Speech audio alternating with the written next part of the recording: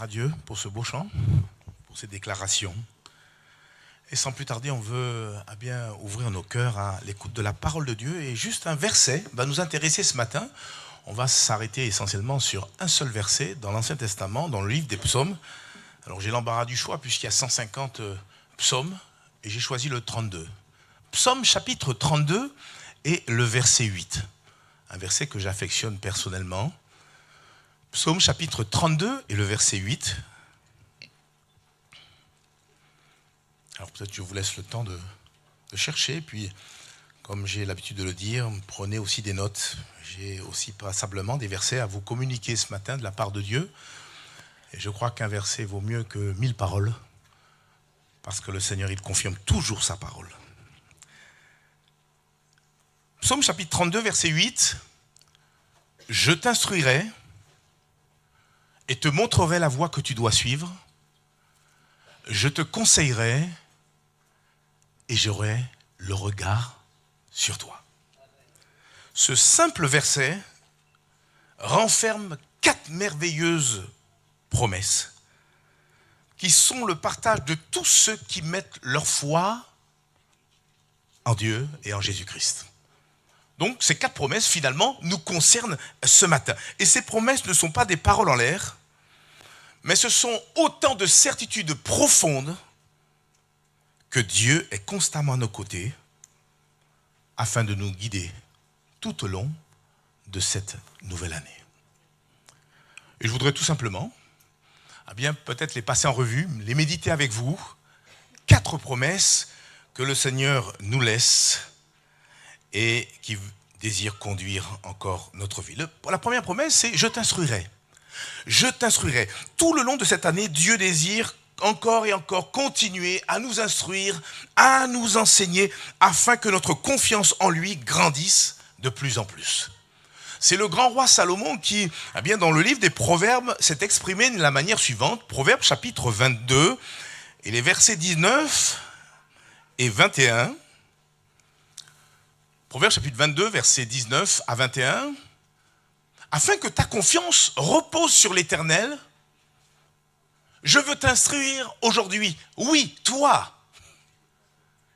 N'ai-je pas déjà pour toi mis par écrit des conseils et des réflexions pour t'enseigner des choses sûres, des paroles vraies, afin que tu répondes par des paroles vraies à celui qui t'envoie.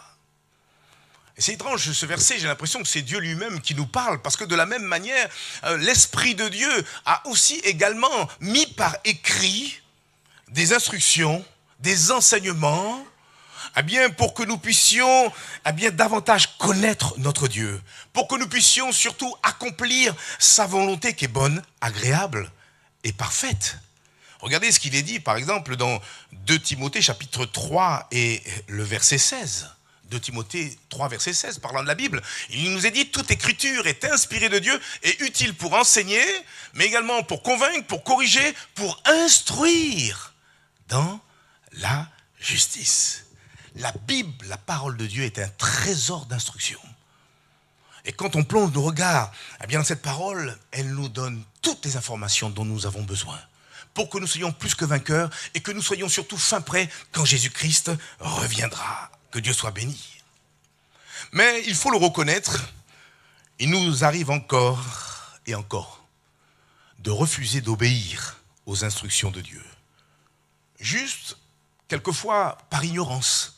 Ou même parce qu'on a oublié que tout ce que Dieu nous demande de faire, c'est toujours, frères et sœurs, pour notre bien. Est-ce qu'on peut imprimer ces choses? Quand Dieu nous demande, quand Dieu nous laisse une instruction, c'est toujours pour notre bien.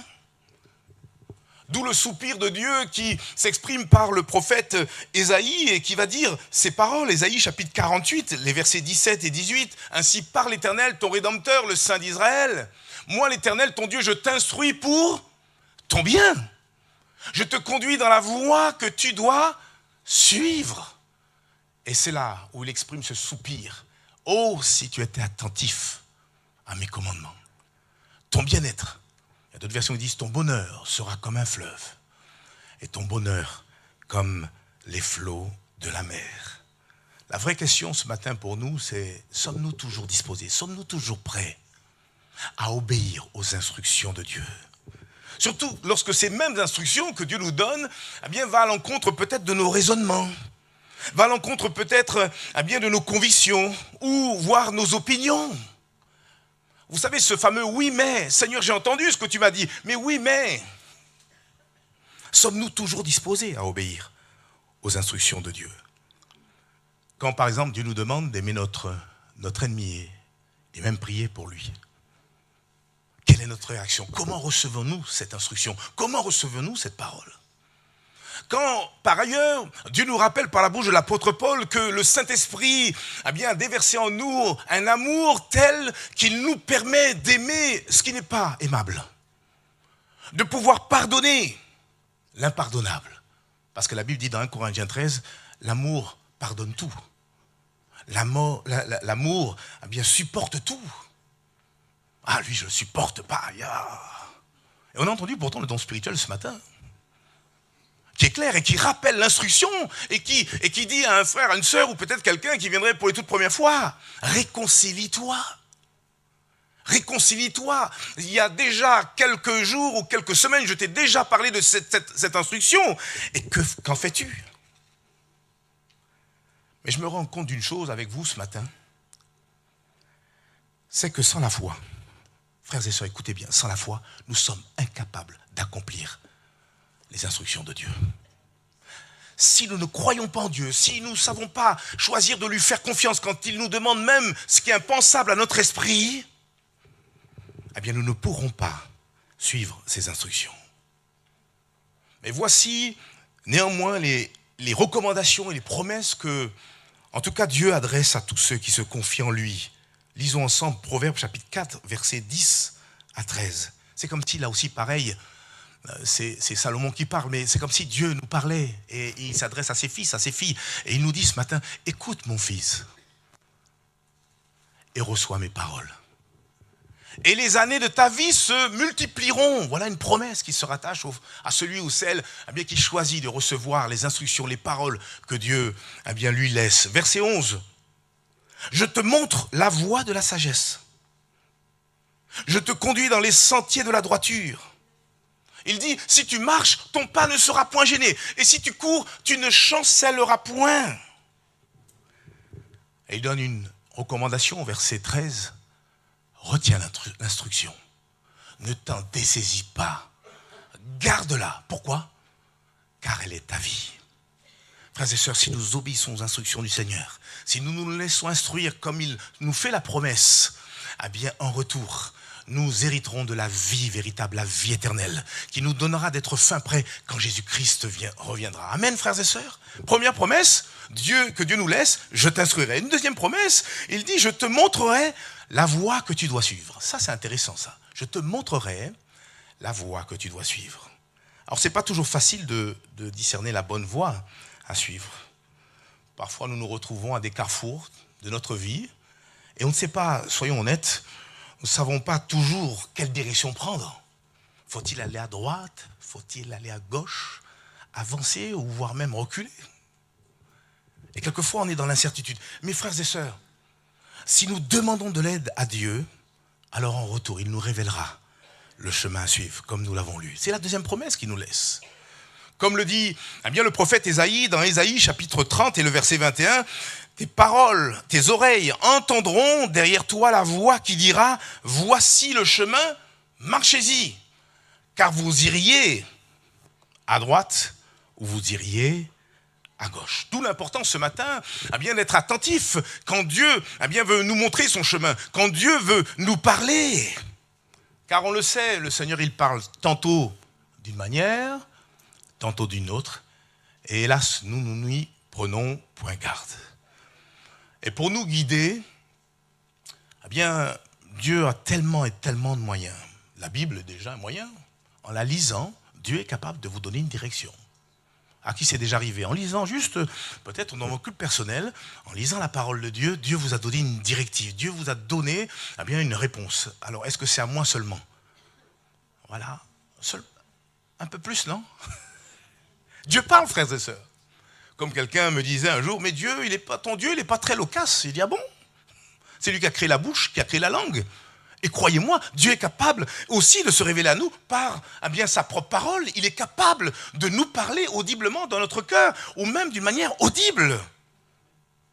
Il est capable aussi de nous parler par l'exercice des dons spirituels. Et je bénis le Seigneur pour l'exercice des dons spirituels, que ce soit le don de prophétie, des paroles de sagesse. On a besoin de paroles de sagesse. On a besoin aussi de paroles de connaissance, c'est-à-dire des révélations qui nous permettent d'être aussi orientés, aiguillés. Dieu nous parle aussi à travers des songes. À ne pas confondre avec les visions, parce que Dieu aussi peut nous parler au travers des visions. Il nous parle à travers les circonstances de la vie. Il peut même nous parler à travers la nature. Une fois, le Seigneur m'a parlé par un petit hérisson. Mais ce n'est pas mon propos de ce matin. Il nous parle aussi par des tierces personnes que nous pourrions rencontrer. Et j'ai un témoignage que, il me semble-t-il, j'ai déjà donné ici en ces lieux. Je n'étais pas encore dans le ministère. J'étais dans un travail séculier qui s'est terminé après 2 ans avec un licenciement économique, et cela m'a permis de rebondir par une formation professionnelle en DAO, dessin assisté par ordinateur. Et le formateur de cette formation donc nous a prévenu qu'on avait besoin, qu'il nous faudrait trouver une entreprise pour un stage d'environ 2 semaines, et ce qui permettrait de vraiment valider la formation. Alors moi, je n'avais pas encore trouvé aucune entreprise. Ce que j'ai fait, je me suis recommandé à Dieu. J'ai dit, Seigneur, c'est toi qui vas t'occuper de me trouver une entreprise. Et la formation suivait son cours. Je n'avais toujours pas trouvé d'entreprise. Et quand une personne qui suivait la même formation que moi, et avec qui je n'avais pas trop de contact, je pense quasiment pas, subitement, lui a décidé de s'asseoir ce jour-là à mes côtés, et il s'est adressé à moi. Sans que je lui demande quoi que ce soit, il s'est tourné vers moi, il m'a dit, écoute, tu n'as pas encore trouvé d'entreprise, appelle telle entreprise. Il m'a donné le nom d'entreprise, dont je tairai ce matin le nom. Et il rajoutait, appelle-les et tu verras, ils vont t'embaucher. Enfin, t'embaucher. Ils vont te prendre en stage. Et la situation était tellement singulière, cet homme que je connais ni d'Adam ni d'Ève qui me dit ces choses, et j'ai compris à l'instant que Dieu était en train de me parler par cet homme. Alors qu'est-ce que j'ai fait? Qu'est-ce que vous auriez fait à ma place? Mais peu cher, c'est tellement simple. Il faut le Seigneur nous demande des choses simples. On cherche beaucoup de détours. J'ai pris le téléphone, je crois même qu'il m'a donné le numéro. Tout était mâché. Alors j'ai appelé, excusez-moi. Et le gars, il m'a pris de suite en stage. Et puis quand le stage, qui s'est très bien passé, s'est écoulé, il m'a arrêté, le patron, il m'a dit, mais qu'est-ce que vous faites après? Après, je vais chercher du travail. Ah, d'accord. Et il m'a proposé un premier CDD. Et ce premier CDD s'est transformé en deuxième CDD. Et puis là, ils n'ont plus voulu me lâcher. Ils m'ont retenu pour un CDI. Et je suis passé 13 ans de ma vie professionnelle dans cette entreprise. Je ne peux pas vous l'expliquer, je ne traînais pas les pieds pour aller au travail. Pourquoi? Parce que je savais que c'était ma place. Et je bénis le Seigneur parce que Dieu m'a permis de vivre tellement de choses, même au niveau spirituel. Il y a un de mes collègues qui s'est donné au Seigneur, qui s'est converti et maintenant qui est engagé dans le Seigneur. Le Seigneur, il sait où nous conduire. C'est pour ça que la deuxième promesse que Dieu nous laisse, il dit, je te montrerai le chemin à suivre. Vous savez, nous, on peut concevoir tellement de chemins. Mais ce qui est important, c'est de savoir le chemin que Dieu a pour nous. Et le chemin que Dieu a pour nous, c'est le meilleur. C'est le meilleur chemin. Il a dit qu'il a des projets pour nous. Non de malheur, mais au contraire des projets remplis d'espérance, remplis de joie. Et à nous d'entrer dans ses plans, à nous de nous recommander à Dieu et de lui dire, Seigneur, conduis-moi, dirige-moi, un peu comme notre ami le roi David avait l'habitude de le faire. Regardez ce qu'il est dit dans Psaume chapitre 143 et le verset 8. La prière de David, fais-moi dès le matin entendre ta bonté, car je me confie en toi. Cet homme était spécial. Et alors qu'il était encore dans l'ancienne alliance, la connaissance, la proximité que cet homme avait avec Dieu est extraordinaire. Et je comprends pourquoi Dieu lui-même l'a appelé l'homme selon son cœur. Et il rajoute dans sa prière, fais-moi connaître le chemin où je dois marcher, car j'élève à toi mon âme. De même, frères et sœurs, demandons à Dieu qu'il nous fasse connaître la voie que nous devons suivre. C'est tellement important. Peut-être tu es à un carrefour. Et il y a peut-être même des situations alléchantes ou autres, etc.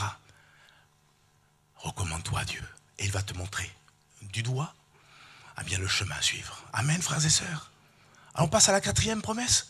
Première promesse, je t'instruirai. Deuxième promesse, je te montrerai le chemin que tu dois suivre. Troisième promesse, je te conseillerai. Est-ce que vous aimez les conseils? Est-ce que vous aimez être conseillé? Quelqu'un dit, ça dépend de qui, hein? Je dis amen à ça. On sait, les conseilleurs ne sont pas les payeurs. Mais toujours est-il, Dieu se propose d'être notre divin conseiller. Et je peux le dire avec assurance, et je pense que vous serez d'accord avec moi, le conseil de Dieu, les conseils de Dieu sont les meilleurs conseils que nous puissions avoir. Surtout quand on sait que Dieu il est omniscient. Il sait tout. Il sait tout et mieux encore, il nous aime. Et parce qu'il nous aime, il ne peut pas nous donner des conseils bizarres, mais des conseils qui vont nous aider à aller de l'avant, à progresser, à avancer. Regardez ce qu'il est dit en parlant des conseils de Dieu, Ésaïe chapitre 28 et le verset 29. Ésaïe chapitre 28, verset 29. Cela aussi vient de l'Éternel des armées. Admirable est son conseil, et grande est sa sagesse. Frères et sœurs, ne soyons pas de ceux qui prennent des décisions sans prendre le temps de consulter Dieu. C'est le conseil que Dieu nous donne ce matin. Trop souvent, on dirige notre vie, on a même oublié que Dieu est notre guide.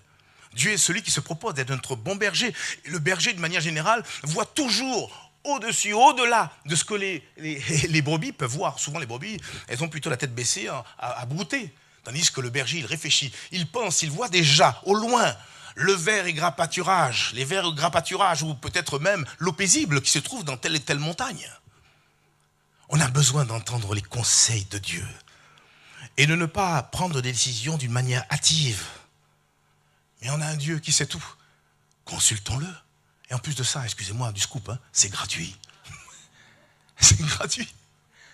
Seigneur, donne-nous ce bon sens, cette habitude pour pouvoir te consulter. Il y en a même qui vont, même dans les moindres détails, consulter Dieu. Pourquoi pas, c'est pas un péché.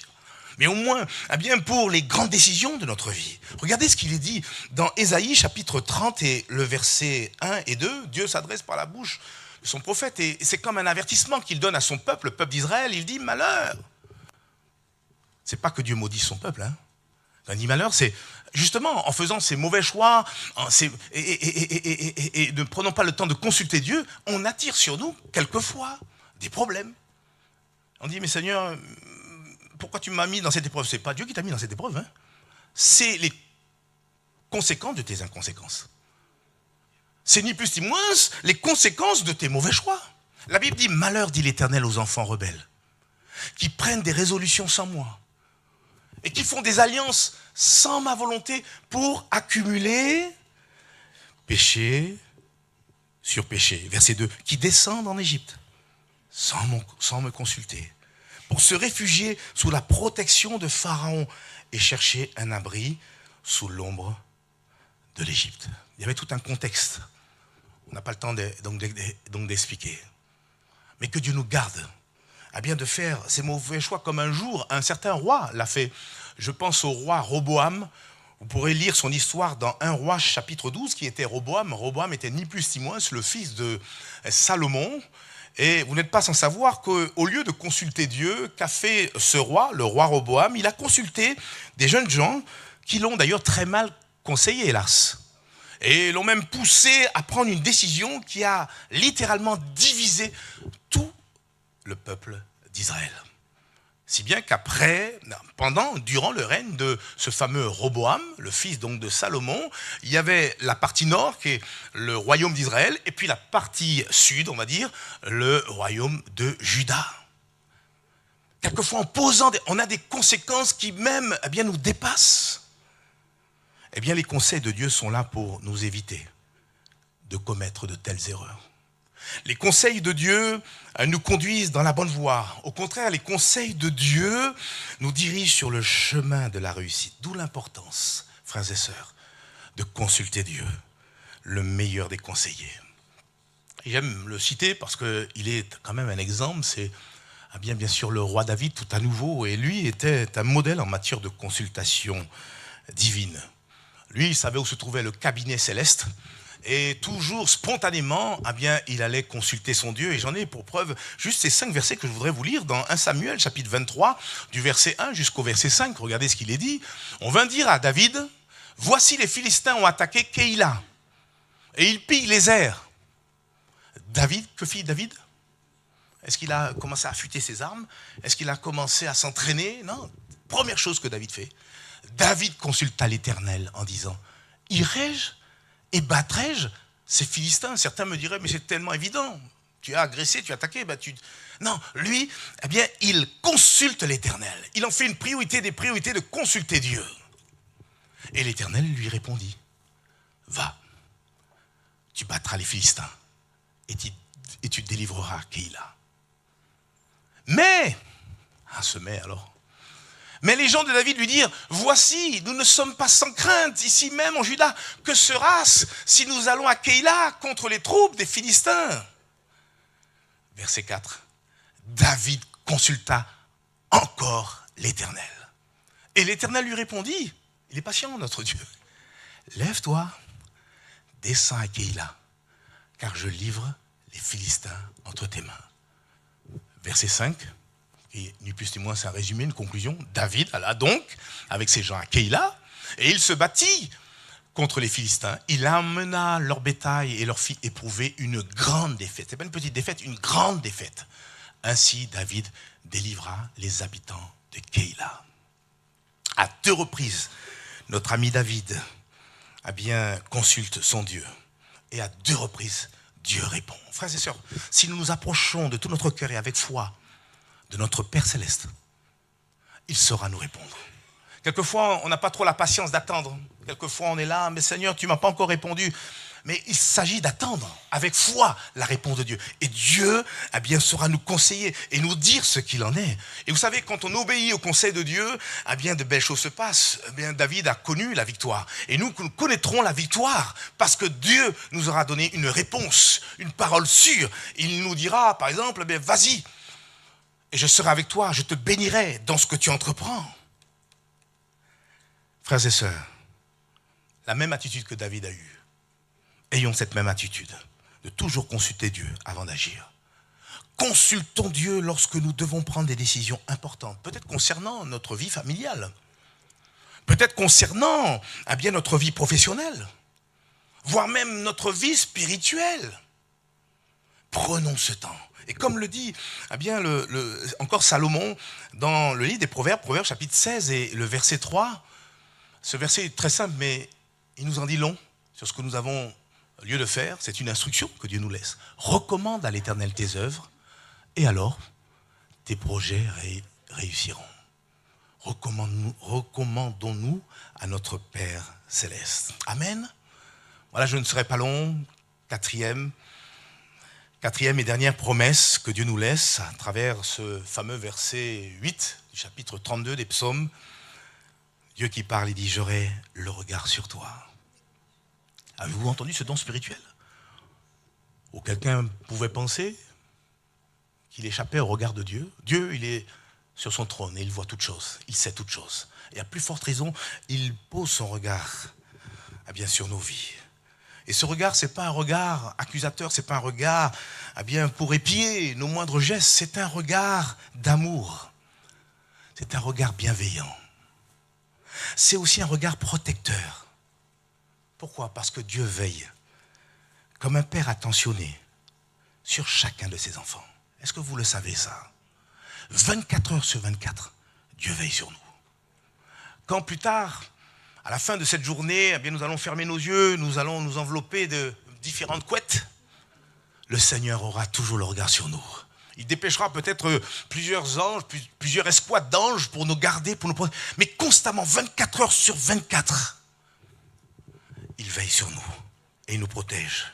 J'en ai pour preuve le psaume 121 qui est magnifique.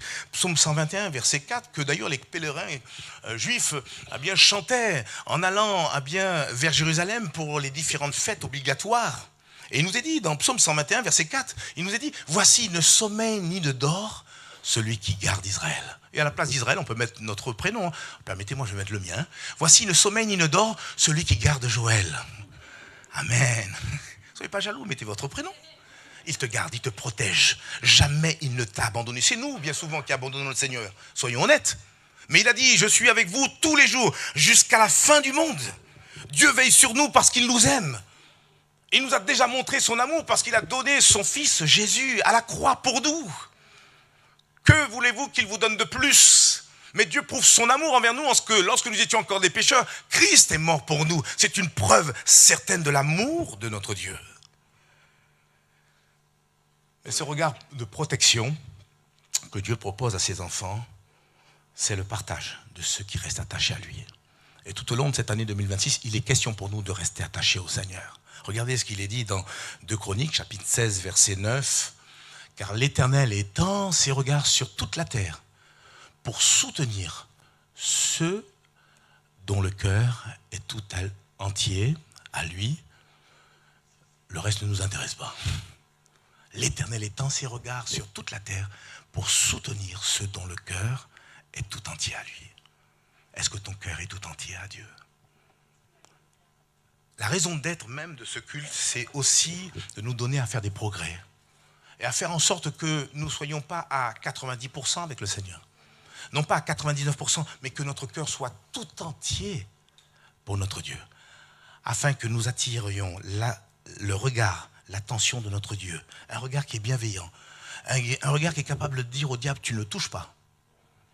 Ça, c'est ma propriété. Vous savez, on est comparé à la prunelle des yeux du Seigneur. Personne ne peut nous toucher.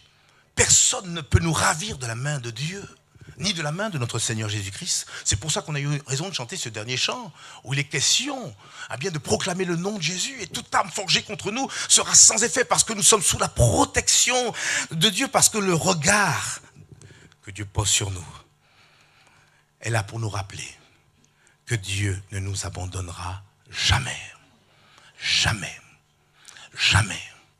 Ça se passe dans le monde, ça se passe peut-être même entre amis ou même dans les... Mais Dieu ne nous abandonnera jamais. Parce que notre Dieu, on l'a partagé il y a quelques dimanches de cela, notre Dieu, il est fidèle. Que dire en conclusion, mes frères et sœurs ?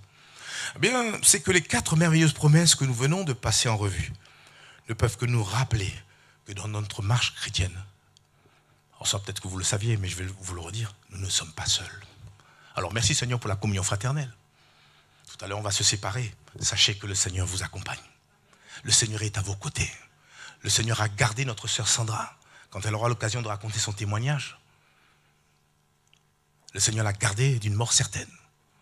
Parce que Dieu nous garde, il nous protège. Tant que ce n'est pas notre heure, il nous garde, il nous protège. Quand c'est notre heure, eh bien, merci Seigneur, on part. Parce que de toute façon, pour nous, mourir, c'est rejoindre notre Seigneur. C'est rejoindre notre Seigneur. Le Seigneur est à nos côtés afin de nous instruire, afin de nous guider, afin de nous conseiller et veiller sur nous. Et notre responsabilité, finalement, dans cette affaire, elle est très simple. Il s'agit pour nous de lui faire confiance. Et il s'agit pour nous aussi d'obéir à ses instructions. Fais ce que Dieu te dit de faire. Suis ses instructions. Il a des plans, il a des projets pour ta vie. Et il t'a promis qu'il te montrerait le chemin à suivre. Alors quand il te montre le chemin, obéis. Et si nous faisons cela, alors nous pouvons être assurés que Dieu sera notre guide. Et il sera également notre protecteur durant toute notre vie. Permettez-moi encore de citer un dernier verset, puis après que nous prierons. Psaume chapitre 48 et le verset 15. Psaume chapitre 48 et le verset 15. Voilà le Dieu qui est notre Dieu éternellement et à jamais. Il sera notre guide jusqu'à la mort. Que Dieu soit béni. Prions le Seigneur. Seigneur, merci pour ces merveilleuses promesses. En un verset, tu nous donnes, Seigneur, déjà 4 promesses. Il y a des milliers de promesses dans ta parole pour nous. Seigneur, oui, tu nous as tout dit d'avance pour que nous puissions marcher de victoire en victoire, pour que nous soyons plus que vainqueurs et pour que nous soyons fin prêts pour ton prochain retour. Tu nous as rappelé ce matin que tu nous instruirais, que tu nous enseignerais. Tu nous as rappelé ce matin que tu es prêt à nous montrer le chemin à suivre, surtout lorsque nous sommes, Seigneur, à un carrefour, à une saison de notre vie. Tu nous rappelles aussi, Seigneur, que tu es prompt, tu es prêt à nous conseiller, pourvu que nous nous recommandions à toi. Et puis surtout, Seigneur, cette attitude bienveillante à notre égard, cet amour, l'expression de ton amour, ton regard qui ne nous perd pas de vue, même lorsque nous sommes dans la tempête. Seigneur mon Dieu, même lorsque tu dormais, en fait, Seigneur Père mon Dieu, tu étais au contrôle de toutes choses. Seigneur, bénis nos cœurs et aide-nous à vivre toutes ces promesses. Pardon quand, Seigneur mon Dieu, nous avons tergiversé pour obéir à tes instructions. Mais donne-nous à être intelligents pour les mettre en pratique et voir de quelle manière en retour, Seigneur, tu es capable de nous justifier. Tu es un grand Dieu, à toi toute la gloire, au nom de Jésus. Amen et amen. Et le peuple de Dieu dit amen. Psaume chapitre 32, verset 8, c'est, me semble-t-il, un verset à apprendre par cœur. Voilà, avant qu'on puisse se séparer, je vais laisser la place à mon frère Jean-Yves qui va donc nous donner quelques annonces et qui va terminer également par la prière.